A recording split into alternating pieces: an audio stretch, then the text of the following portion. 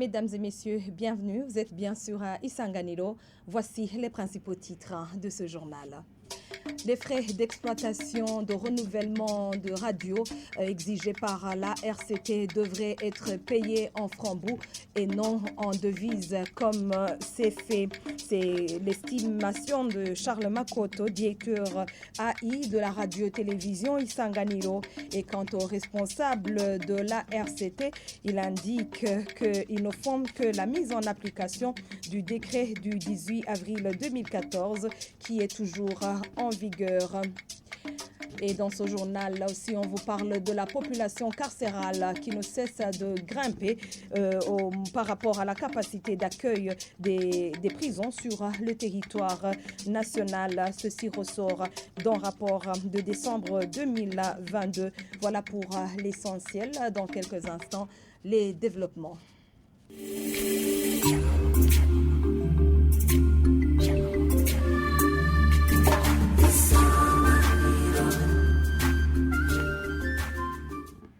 Encore une fois, bienvenue.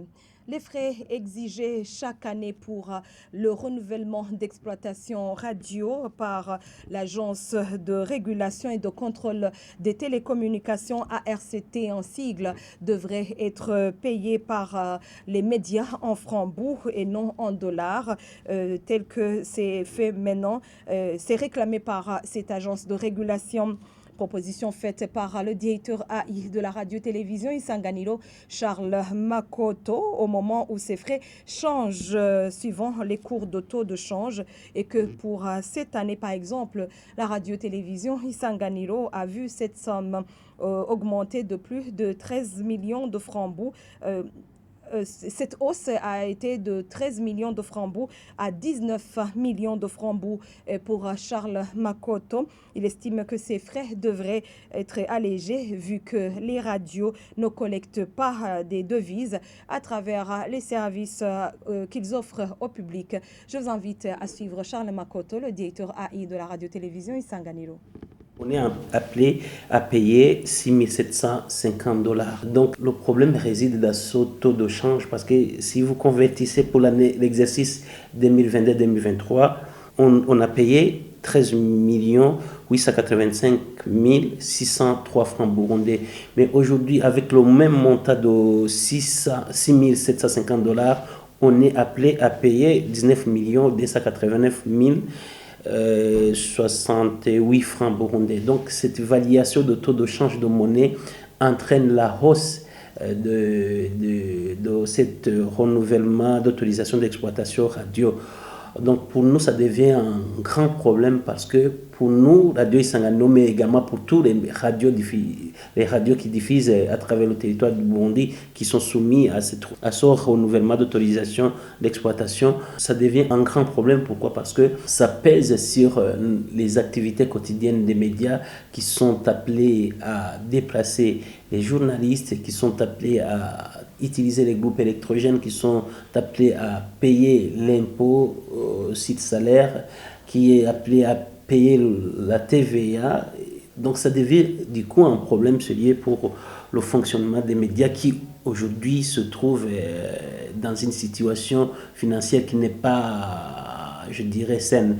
Donc nous demandons à RCT de bien vouloir faire payer cet argent d'autorisation d'exploitation des fréquences en monnaie locale parce que les médias burundais qui travaillent à l'intérieur du pays n'ont pas de clients qui amènent des devises dans ces médias. Donc cette exploitation devrait être payée en francs burundais et non pas sur fixation par rapport à la monnaie étrangère, par rapport aux devises qui sont rares dans les médias, qui n'existent pas même dans les médias, parce que c'est ce qui permettrait les médias de travailler au moins dans une situation plus ou moins acceptable. Et à ce propos, l'Agence de régulation et de contrôle des télécommunications RCT en sigle explique que la hausse de ces redevances est due au cours du dollar. Samuel Mouhidzi, directeur général de cette agence de régulation, de cette agence plutôt, parle de la mise en application du décret du 18 avril 2014 qui jusqu'ici n'a pas encore changé. Suivez-le. L'exploitation du secteur est régie par Le décret numéro 100, 97 avril 2014, portant fixation des conditions d'exploitation du secteur des télécommunications électroniques. Lequel décret n'a pas changé depuis 2014 et qui nous sert de base dans la facturation pour les ressources en numérotage et en fréquence utilisées dans la radiodiffusion, la téléphonie mobile, la télédistribution, etc. Alors, conformément au décret, les redevances relatives à l'exploitation du secteur, il n'y a pas eu de changement.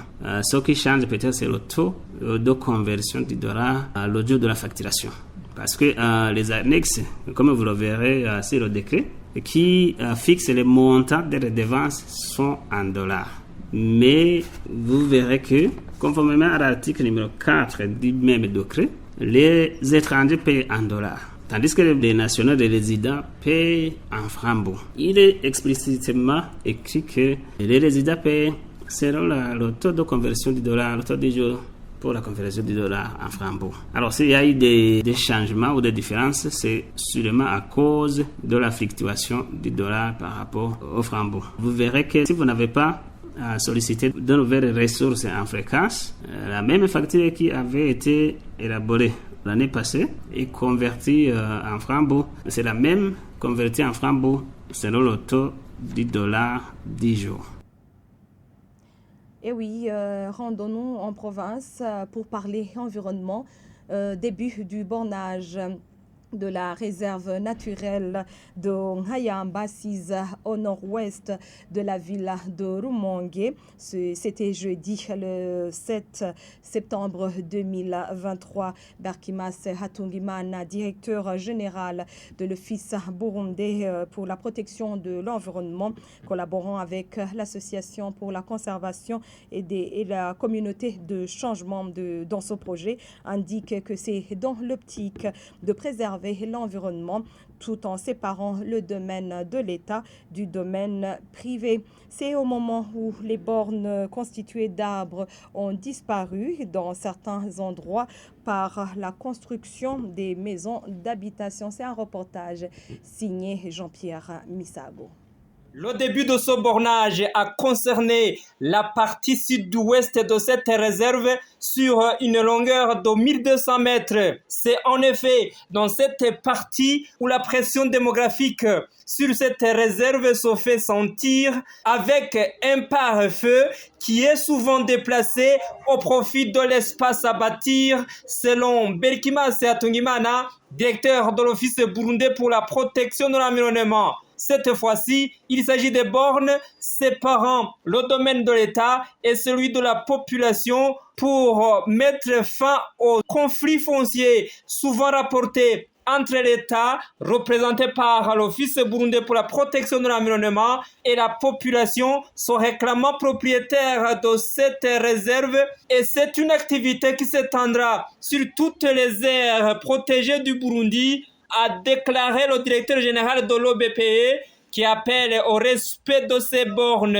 Léonard Nyonsaba, gouverneur de Rumongue, prévient les administratifs et la population que celui qui violera ces limites sera puni conformément à la loi, appelant la population de Rumongue à être des exemples dans la protection de l'environnement. Cédric Tuisenge de l'association Conservation et Communauté de Changement, appuyant le BPE dans ce projet, dit que la protection de ces aires est une priorité et indique que cette fois-ci, des coordonnées géographiques de ces bornes seront prises et enregistrées afin de procéder en cas de besoin à une vérification.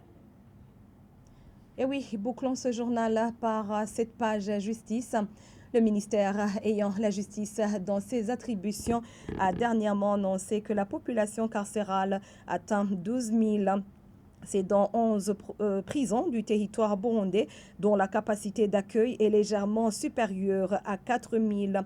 Le rapport du 30 décembre 2022 montre que jusqu'à cette date, la prison centrale de Mpimba, avec sa capacité d'accueil de 800 prisonniers, et elle enregistre plus de 4 000, dont près de 3 500 prévenus.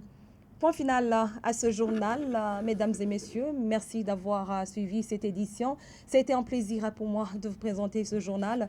Mes remerciements s'adressent à toutes les équipes derrière la réalisation de ce journal, à l'équipe technique et l'équipe rédaction. Très bonne suite des programmes sur Isanganiro. Au revoir.